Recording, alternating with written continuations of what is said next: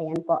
Maraming salamat po, ayan, una sa lahat sa Panginoon for the opportunity and privilege na biglaan man po ay salamat na patuloy, Panginoon, na andun pa rin naman ang kagalakan talaga palagi na God will be done, ano man ang ating sasabihin at iisipin, whatever decisions na ating gagawin, basta't para sa Panginoon ay sulong.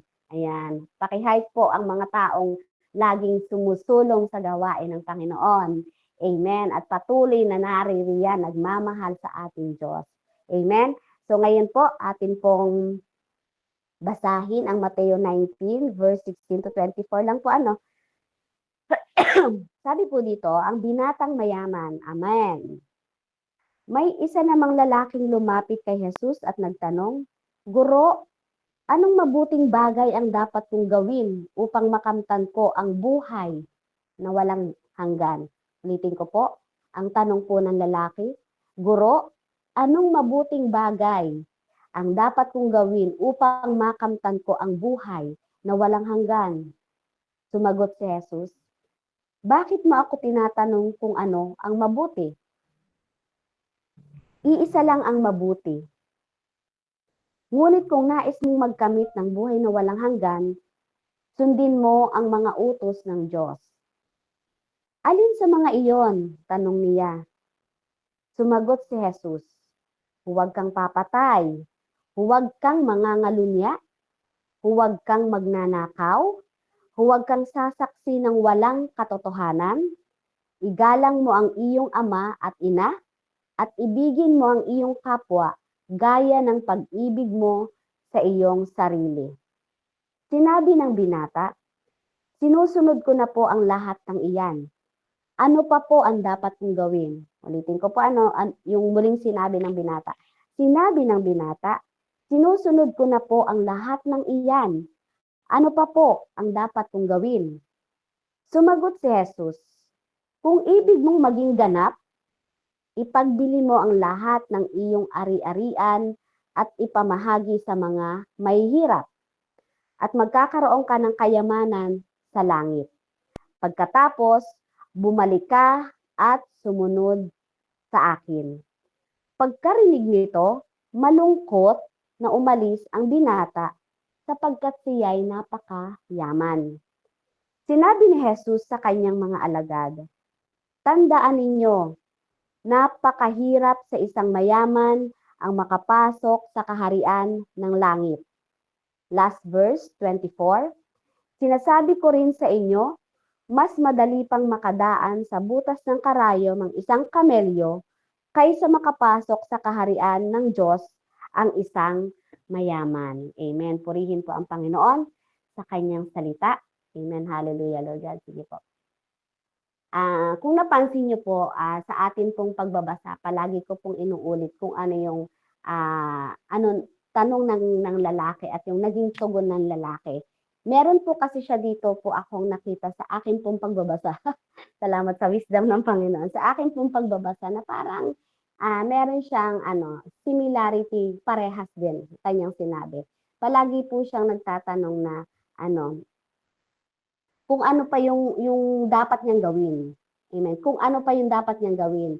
Tapos, di ba sa pangalawa, nung sumagot ang Panginoon, sinabi din niya na, ano pa po ang dapat kong gawin? So, 2 beses po niyang inulit yon. So, dito po, parang ang ipinapakita po dito yung one thing na nagkikip sa atin from following Christ fully. Meron kasing, kaya po 2 beses na nasabi yun ang binata. Meron kasing one thing siya na hawak-hawak na nagiging dahilan para hindi siya totally na maka-follow sa Panginoon ng buong buo. Amen? So, ngayon, kaya lang, ang pagkakatanong niya, ano pa ang dapat kong gawin? Parang binabaligtad po niya. Binabaligtad. Kahit na po, alam niya ang isasagot ng Panginoon at alam na rin niya nung umpisa pa lang na sinabi sa kanya ng Panginoon na ipagbili, yung pangalawa na sinabi, ipagbili ang kayamanan at bumalik at sumunod sa kanya, di po ba? Kahit na yun yung alam na niya di po ba? Pero meron pa rin siyang parang hindi pa rin naging buo. Yan, meron pa rin siyang hawak-hawak. So ngayon mga kapatid, nais ko po kayong tanungin, ano po ang hawak-hawak niyo ngayon, ngayong mga sandaling ito, na puwedeng nagiging dahilan para makita mo ng buo ang Panginoon? Baka kasi po, meron tayong isang hawak-hawak, ano po, na parang hanggang paa pa lang ang nakikita mo sa Panginoon. At ito po sinasabi ko na hindi po magpapakita sa atin ng buong-buo ang Panginoon kung hindi po kayo fully surrendered, kung hindi po kayo ganap, kung hindi po kayo ganap na nag-o-obey sa kalooban niya, kung hindi po kayo ganap na nagtitiwala na may magagawa ang Diyos. So dito po, ang nais sabihin ng Panginoon nung binatang mayaman na ano pa ang dapat kong gawin? Parang iaano ko po siya sa pinakamababaw na tanong. Ano pa ang kulang? Ano pa ang kulang? Amen? Kasi sinabi ng Panginoon para sa kanya ano pa yung kulang? Ginagawa ko naman lahat yan. Di po ba? So dito po, tinatanong, di ba, minsan may isang mahirap na tanong minsan na ayaw din nating sagutin ng tapat Tama po ba? Lahat naman tayo nakakaranas ng ganyan. May mga tanong sa ating buhay, kahit naman tayo mga Kristiyano, ano po, halimbawa, meron kang naging ka-fellowship na ka-sister mo, ngayon ay may itinanong siya sa'yo. Pero ano ka parang may hawak-hawak ka sa sarili mo, sa puso mo, na minsan ay ayaw mong sagutin ng tapat. Ayaw mong sagutin ng tapat. At ikaw lang ang nakakaalam kung ano yung iyong dahilan. Di po ba? So, ano pa ang kulang sa buhay ko? Ayan, pakitanong po ang sarili, ano pa ang kulang sa buhay ko? Ayan. Marami ang kagaya natin na nagsisimba naman. Di po ba? Kagaya nito, naglilingkod. Ito po ay paglilingkod sa Panginoon, yung ating pong ginagawa. Once na nag-exert ka ng effort, once na nagbigay ka, once na ikaw ay hindi lumiliban sa mga pagtitipon, once na ikaw ay nakikipag-fellowship, anumang pagtitipon na tungkol sa Panginoon, yan po ay paglilingkod. Amen? Minsan, marami din naman ang sinabi naman na mabait naman ako. Di po ba? May moral naman ako. Sumusunod naman ako sa batas. Diba? So, ano pa yung kulang sa buhay ko? So, pero sa kabila ng lahat ng ito, masasabi natin na kahit na lagyan mo ng check, nagsisimba, check, naglilingkod, check, di ba? Mabait, check, may moral, check, di ba? Meron at meron pa rin kakulangan sa puso. Paano? Di ba? So ito, ipakita po natin yung kung bakit ko po nasabi na meron at meron pa rin na makakaramdam pa rin tayo ng kakulangan po sa ating puso. Ganito rin po kasi ang tanong ng binatang mayaman kay Jesus. Sabi niya, di ba ay, Guro, anong mabuting bagay ang dapat kong gawin upang makamtan ko ang buhay na walang hanggan? Yan ang tanong niya So, eto, tama yung tanong. Pero, mali po ang pinagmulan. Mali yung foundation niya. Nagtanong siya, pero mali ang pinagmulan. Mali ang foundation. Di po ba? Tama yung tanong niya Sabi niya, Guro, anong mabuting bagay ang dapat kong gawin upang makamtan ko ang buhay na walang hanggan? Ang tanong niya pang eternal life. Di po ba? Pero bakit nasabi ko po na mali yung foundation niya? Kasi po, nagtatanong siya para paano daw makamtan ang buhay na walang hanggan. Mali ang foundation niya. Bakit? Nakabase po kasi siya sa gawa. Hindi po sa biyaya. Amen? Nakabase po yung foundation niya sa kung ano yung pwede niya pang gawin. Hindi dun sa biyaya na kayang ibigay sa kanya ng Panginoon. Amen po. Nagigets po mga kapatid. Amen. Andyan pa po ba kayo? Paki-heart po para po medyo malabo po kasi yung aking mata. Baka po hindi nyo na po ako naririnig. Amen. So akala po niya, nung nagtanong siya, akala po niya, ang langit ay naaabot sa kabutihan. Ang kaligtasan ay nabibili ng performance. Tama yung tanong niya Ano po ang dapat kong gawin? So, pang eternal life. Pero, mali yung foundation niya. Kasi, nagtatanong siya kasi nakabase po siya sa kaya niyang gawin. So, yung kaligtasan ay parang sa ano niya ay alam mo yun, yung may mga tao na ang kaligtasan akala is based on performance. Amen, na kailangan kong maglingkod ng maglingkod para ako ay magkaroon ng buhay. Kagaya nga ano, 'di ba? Ano yun, yung napakinggan natin kay Pastor Charles. Ako talagang na-bless ako doon na sabi, 'di ba, sa Biblia.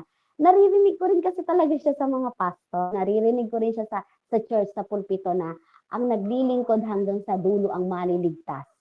Amen po. Nakarinig na rin po ba kayo noon? Pero, 'di ba? Kung naririnig mo lang siya at wala ka talagang pagbubulay, pwede kang maligaw. Pwedeng ang gawin mo ay ano, human effort ang gagawin mo para lang magkaroon ka ng eternal life. So mali yung foundation po natin pag ganon. Amen? Hindi natin kailangang bilhin ang kaligtasan. Maari kasi sa binata, yun ang gusto niyang gawin kasi yun ang hawak-hawak niya. Amen. Yun po yung kanyang pinanghahawakan, napakayaman daw kasi niya. 'Di ba? Sabi nga sa Biblia dito, ay siya po ay napakayaman. So, pwedeng ano, para sa kanya baka doon makuha ko yung eternal life, 'di ba? Ito ay kaloob ng Diyos, hindi gantimpala ng tao. Amen. Ang eternal life, ang kaligtasan po ay kaloob po ng Diyos, biyaya po ng grasya ng Panginoon. Amen po. Hindi po yun gantimpala sa'yo kasi napakabuti mo, mayaman ka, 'di ba? Ang Diyos po kasi ay napaka mabiyaya. Ang grasya ng Panginoon is enough for each and everyone. Sa lahat ng tao na sumasampalataya at nananampalataya na siya ang Diyos na buhay ng kanyang tagapagligtas. Amen. So, yun, tama yung tanong niya. Yun po sa verse 16. Ngayon naman po, sabi po sa verse 17 hanggang verse 20, sumagot si Jesus, bakit mo ako tinatanong kung ano ang mabuti? Iisa lang ang mabuti, ngunit kung nais mong magkamit ng buhay na walang hanggan, sundin mo ang mga utos ng Diyos. So 18, alin sa mga iyon, tanong niya, sumagot si Jesus, huwag kang papatay, huwag kang mangangalunya, huwag kang magnanakaw. Di po ba? Verse 19, sabi doon, igalang mo ang iyong ama at ina at ibigin mo ang iyong kapwa gaya ng pag-ibig mo sa iyong kapwa, di ba? At hanggang sa verse 20, sinabi ng binata, sinusunod ko na po ang lahat ng iyan. Ano pa po ang dapat kong gawin? Di po ba? Minsan po, may mga kasinungalingan tayong tiwala po kasi tayo sa sarili nating katwiran. Amen? Pinagpipilitan mo yung katwiran mo. So binanggit ni Jesus yung mga utos, huwag pumatay, huwag mangalunya, huwag magnakaw, igalang ang magulang, ibigin ang kapwa. At yun pa rin ang sagot ng binata, lahat daw ng yun tinupad na niya, di ba? Ano ang naging problema? Ang naging problema, akala niya ay kumpleto na siya. Akala niya ay kumpleto na siya. Minsan ganyan po tayo. Di ba? Nabubulagan po tayo sa lahat ng ating mga ginagawa. Akala natin kumpleto na tayo. Di po ba? Akala natin na i-google natin ang ating oras sa lahat ng mga Bible study. Walang masama po, walang masama. Amen. Pero matuto rin po nating tingnan, 'di ba? Magkaroon ka po ng isang circle, 'di ba? Alin doon kung lalagyan mo siya ng shade, alin doon yung parteng malaki na kumakain sa iyo ng oras mo. Amen? Na nakakakain ng malaking oras mo na kung saan ay hindi ka na pala nagiging kompleto. Doon ka naka-focus. Amen po. Parang si ano lang yan si Willie Revillame. Yan, si Willie Revillame, di po ba? Si Willie Revillame ang 70% po niya dati ang itinokus po niya is sa showbiz. Di ba? Sa showbiz po siya nakafocus. Yung 30% niya is dun sa hosting. So nung nabigyan siya ng pagkakataon 'di ba, na maging host. Tanda ko pa 'yun sa MTV, yung sa kanila nila Jan Estrada at saka nila Randy Santiago. Ang nakita pala niya, ang tagal niyang nag-focus sa pinakamalaking bahagi, 70% ng showbiz niya, ang nakita niya pala, yun pala ay balewala. Hindi pala yun yung kumukumpleto sa kanya. Amen? Ngayon po, nung nag-focus siya, ano kayang meron dito? Sa 30% na ito, doon po niya nakita na yun pala yung kanyang pinakang talent. Amen po. Inano ko lang po yun sa pang-circle. Ganon din po sa atin, mga kapatid. Wag po nating akala natin kasi, siguro may mga time na akala natin ay okay na ako, kumpleto ako, walang mali sa akin. Amen? Araw-araw akong nakakapakinig ng salita ng Diyos. Hindi ako lumiliban every Sunday sa panambahan. Amen? Nakakapagbigay ako ng tulong. Amen? Pero, anong tanong mo? Pero bakit ganito? Parang may kulang ako. May hinahanap ako. Amen? So, ganun yung nangyari sa mayamang binata. May babala kasi dun eh. Ano po yung pinakang babala sa pangyayari sa 17 to 20? Ang pinakamapanganib na tao sa espiritu ay yung mukhang maayos, yung mga marunong sa kautusan. Yung napakagagaling sa mga Biblia, kahit na anong parte, kahit mga nag-aral or magaling maghayag, 'di po ba? Yung pero hindi alam na may kulang pa pala. Yun po yung pinakamapanganib. Kagaya ng binatang lalaki. Akala niya, nagtanong siya. I'm sure kaya siya nagtanong ng eternal life dahil kilala niya si Jesus. Kaya nga siya tinanong. Kasi gusto niyang makinig mismo yung daan, 'di ba? Para sa buhay na walang hanggan. At ang lakas pa ng loob niya noong time na 'yon. Kasi akala niya kumpleto na siya. Ginagawa daw niya lahat ng sinabi, 'di ba, ng Panginoon. Hindi siya pumapatay, hindi siya nangangalunya, hindi siya nagnanakaw, ginagalang niya ang magulang niya, iniibig niya ang kanyang kapwa. Ginagawa na daw niya, sabi niya. So akala niya kumpleto na siya. Ganon din po sa atin. Ang tandaan po natin, mga kapatid, ano po, ang pinakamapanganib na tao sa espiritu, yung akala mo mukhang maayos ka na. Amen? So, titingnan pa rin natin, ano ba? Ano pa, Panginoon, yung kulang sa akin? Baka kasi po, hindi ko nakikita. Nabubulagan po ako sa dami na po ng aking ginagawa. Alam niyo po, ako, hindi ko kaya yung yung napakaraming online, yung may gagawin ako sa ganito sa anak ko, tapos ganyan. Hindi ko po kayo dini-discourage, ako lang po ito. Kasi parang feeling ko po puputok po yung aking ulo. Kahit sa pag-aaral, yung mga schooling sa Bible study, parang feeling ko kasi parang mas lalo akong kinukulang. Alam niyo yun, parang mas lalo akong kinakapos. Amen, sa presensya ng Panginoon. So, sa atin po, ibigay po natin ang pinakamalaking shade ng atin pong oras ay seeking the presence of God. Amen po? Seeking the presence of God. So, sabi po sa verse 21 to 22, sumagot si Jesus, kung ibig mong maging ganap, ipagbili mo ang lahat ng iyong ari-arian at ipamahagi sa mga mahihirap at magkakaroon ka ng kayamanan sa langit pagkatapos bumalik ka at sumunod sa akin. Pagkarinig nito, malungkot na umalis ang binata sapagkat siya'y napakayaman. So ano po ang ibig sabihin dito? Meron siyang isang bagay na ayaw bitawan. Tayo po, so ngayon, pwede tayo magbulay sa atin ang sarili. Ano yung isang bagay na nahihirapan kang bitawan? Amen? Kasi, sa verse 22, nalungkot daw yung binata. Bakit? Bakit siya nalungkot? Sapagkat siya ay may maraming kayamanan. Amen? So, ibig sabihin, kahit pala napakayaman niya, hindi siya kumpleto. At kahit na binigay na sa kanya ng Panginoon, "Anak, bitaw, bitawan mo ito." Amen? Hindi pa rin siya hindi siya nalungkot dahil ano,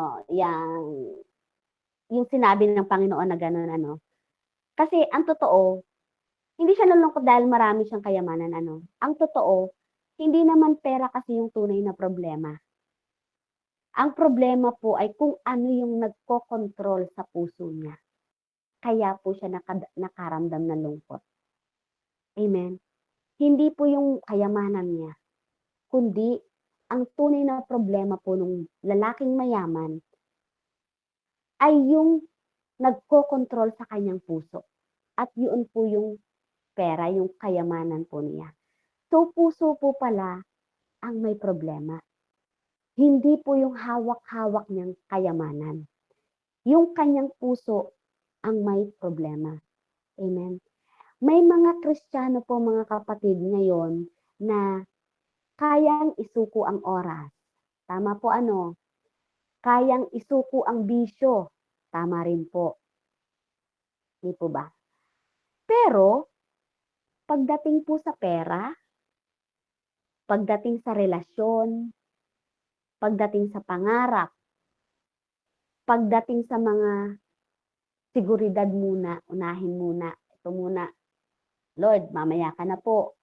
O kaya, Lord, sa susunod na lang po ako susunod, kailangan po ito ng pamilya ko for security purposes, mga ganyan, di ba? Minsan, pag may magandang alok ng pangarap, di ba? Kahit na alam na tatamaan ang kanyang paglilingkod o ang kanyang relasyon, yung maaagaw yung kanyang moment sa Panginoon dahil nasa sobrang busy o kaya hindi akma dun sa oras. O kaya naman yung mga relasyon na parang mamaya na lang ako makikinig or hindi na lang muna ako a-attend kasi nandito yung asawa ko, baka magalit. Kailangan unahin ko siya. Kailangan nasa kanya yung attention ko ngayon. Amen? May mga ganyan po na ayaw bitawan. Pero pag sinabing oras, kaya naman. Di po ba? Pero bakit pagdating po sa pera, mahirap bitawan, nahihirapan bitawan. Pagdating sa relasyon, di ba? Kahit na to the point na hindi na kalugod-lugod ang relasyon, di ba? Pero ayaw bitawan. Ayaw unahin ang Panginoon. Amen? So, kaya po sabi ko, yung naging problema dito ng binata ay yung nagkokontrol sa kanyang puso. Ang may problema ay yung kanyang puso. So dito po sa last verse natin, verse 23 to 24. Sinabi ni Jesus sa kanyang mga alagad, tandaan ninyo, napakahirap sa isang mayaman ang makapasok sa kaharian ng langit.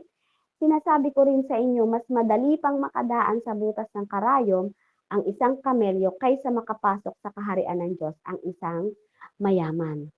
So, ito po, ipinapakita dito yung babala po ng kayamanan sa ating kaluluwa.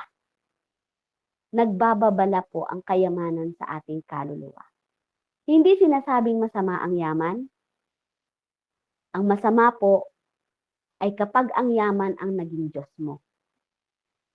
Amen? Meron po siyang mga spiritual warning na gustong ipatungkol dito sa verse 23 to 24. Imagine mo, napakabigat po ng sinabi ng Panginoon, no? Mas madali pang makadaan sa butas ng karayom ang isang kamelyo. Gaano kalaki yung kamelyo? Diba? Kaysa makapasok sa kaharian ng Diyos ang isang mayaman. So, pag sinabing yung kamelyo, gaano kalaki yun, di ba? So, imposible. Imposible pala. Di ba? Na ang isang mayaman na hindi tama at ginodiyos ang yaman niya, di ba? May warning siya sa kanyang kaluluwa. Amen? Ang yaman ay magiging idol niya, maaaring maging false security niya. Akala niya yun yung ano niya, security. Pero kasinungalingan. Amen? At yung yaman ay maaaring maging kapalit ng tiwala sa Diyos. Doon ka na lang nagtiwala sa iyong yaman. To the point na ang kaluluwa mo na ay nagsasuffer. Amen po. So, meron po ditong mga aral na pwede tayong matutunan na hindi sapat ang pagiging mabait lang para maligtas. Diba kasi dito pinapatong parang ang bait-bait ng mayaman, ginawa na daw niyan lahat eh. Diba? Ano ang kulang? Kailangan si Kristo. Hindi lang konsensya. Kasi baka dito, nakokonsensya siya. Amen? Kaya niya sinasabi yon. Pero wala pala sa kanya si Kristo. So si Kristo po ang kailangan. Hindi sapat ang maging mabait lang tayo. Amen? Hindi sapat ang maging masipag lang tayo para tayo maligtas. Ang kasapatan ay na kay Kristo. Amen po? So may isang bagay na laging sinusubok ng Diyos sa puso natin. Ito po. Ano po iyon sa'yo? Ano po yung sinusubok sa'yo ng Diyos sa puso mo? Ito ba ay pera? Dito ka ba nasusubok talaga? Ito ba ay relasyon? Ito ba yung career mo? Amen po? Or ito ba yung pride? Yung pride na hanggang ngayon, ayaw mong bitawan. Sabi ng Panginoon, bitaw. Anak, bitaw. Amen? O ito yung control, na parang feeling mo ikaw ang nagko-control ng buhay mo. Meron kang Diyos pero ikaw pa rin ang nasusunod sa buhay mo. Amen? So hindi lahat dito sinabi malungkot daw yung binata na umalis. Ibig sabihin, hindi lahat ng nalulungkot ay nagsisisi. Umalis ang binata na malungkot pero hindi siya nagbago. Amen po? Ang tunay na kayamanan ay ang pagsunod natin kay Kristo. Amen. So, kung meron tayong dalawang bagay na hawak-hawak, sa isang kamay may hawak ka. Ito yung kahit anong gusto mo na taglayin makukuha mo. At sa kabilang kamay, ito naman yung hawak-hawak mo ang kamay ni Jesus. Sabi po ni Jesus, bitawan mo ang hawak mo para mahawakan mo ako ng buo. Kaya pinabibitawan ng Panginoon dun sa mayaman. Para makita niya yung sagot sa tanong niya, paano po ako magkakamit ng buhay na walang hanggan? Habang ayaw nating bitawan yan, yung nakakapagpalungkot, amen, yung nakakapagbigay sa atin ng unrighteous living, amen, yung mga bagay na parang pride, yung mga bagay na parang manipulating spirit, yung kinokontrol tayo ng ating trabaho, which is hindi naman po talaga naman masama eh. Amen. Pero pag alam mong nahihirapan ka na, alam mo yung parang napo-frustrate ka na o kaya yung parang hindi ka na nagiging payapa. Baka naman pwedeng, sabi ko nga may dalawang kamay eh, na hawak. Baka naman dito ka na muna sa kamay ni Jesus. Bitawan mo muna yung isa. Para yung dalawang kamay mo, makahawak ng buo at mahawakan ka ng buo ng Panginoon. Pero pinipili kasi minsan ng tao ang hawak niya kaysa sa kamay ng tagapagligtas. Amen? Pinipili niya na i-all out niya. Yung lakas niya, yung pagod niya, hagilapin lahat ng pangangailangan sa buong maghapon. Sabi ko nga, itong illustration na ito, may pinabibitawan, dalawang kamay natin may hawak, isang kamay na gusto nating tinataglay lagi, at isang kamay na hawak natin sa Panginoon kasi nakakilala tayo sa Panginoon, 'di ba? Pero habang hindi mo binibitawan yung taglay-taglay mo at patuloy na mahahawakan mo ng buo ang Panginoon, 'di ba? Mahirap. ang hirap. Sabi ko nga, hindi tayo makaka-follow ng full sa ating Panginoon. Amen po. So, meron lang po akong mga parang gustong hamon po or conclusion po sa bawat isa po. Since ito naman po is fellowship din natin or spiritual growth to deepen our inner heart. Ano ba yung laman? Ano ba yung sitwasyon ko na ngayon, Lord? Baka feeling ko'y ayos na ayos pa ako. Amen? So, wala pong masama na ilatag natin sa ating Panginoon. Ano po? So, ano pa ang kulang sa'yo? Ang sagot kasi ng Diyos, hindi gawain ang kulang. Ikaw po ang kailangang sumuko. Hindi kabanalan lang ang kailangan, kundi pagsunod mo rin sa Panginoon. At hindi online lang, hindi pagsimba lang, amen, kundi yung relasyon mo sa Panginoon. Amen po. So, I hope po na medyo may natutunan po kayo at tulungan nyo rin po ako na mag-insight po kayo ng mga sarili nyo pong bulay dito po sa tekstong ito. Actually po, napakaganda po ng topic na ang binatang mayaman. Amen. So, ako po ay looking forward din sa lahat ng mga maririnig ko po sa aking mga kapatid na talagang makapagbibigay din po sa akin ng bless, na mabibless din po ako spiritually. Amen po. Sige po, tayo po ay manalangin. Panginoon, maraming salamat po sa oras na ito. Lord, salamat Panginoon na patuloy Panginoon na ikaw ang nagtagumpay. Lord, tunay nga Panginoon na ikaw ang nagbibigay ng tamang oras, Panginoon. Sa bawat gawain, Lord God, ikaw ang nagtatakda. Salamat po muli sa buhay ng aking mga kapatid, Panginoon. Turuan mo po kaming bitawan ang lahat ng humahadlang sa aming lubos na pagsunod sa iyo. Ayaw naming umalis na malungkot tulad ng binatang mayaman, Panginoon. Nais namin, Panginoon, na maging malaya, binago, at ganap na sumusunod sa iyo. Amen. Ikaw lamang, Ama, ang patuloy, Panginoon, na aming pagtitiwalaan, Lord God. Anuman, Panginoon, ang nababa, anuman ang mga natutunan namin, Panginoon, Lord God. Anuman ang nagrema, Panginoon, Lord. Alam namin, Panginoon, na ito ay natanim sa matabang puso ng bawat isa sa amin, Lord God. Salamat, Panginoon. May baon-baon kami sa gabing ito. Bago po kami umalis sa gawain, Lord, ay meron po kaming kayamanan na galing sa iyong mga salita.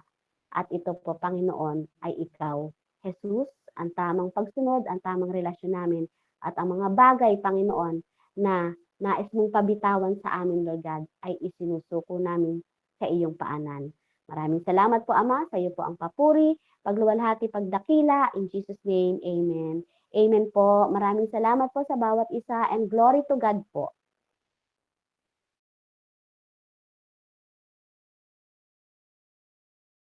Amen.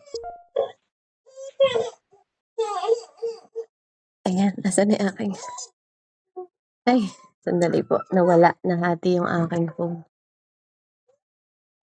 Amen. Glory to God po. Sa mapagpalang gabi. Grabe, no?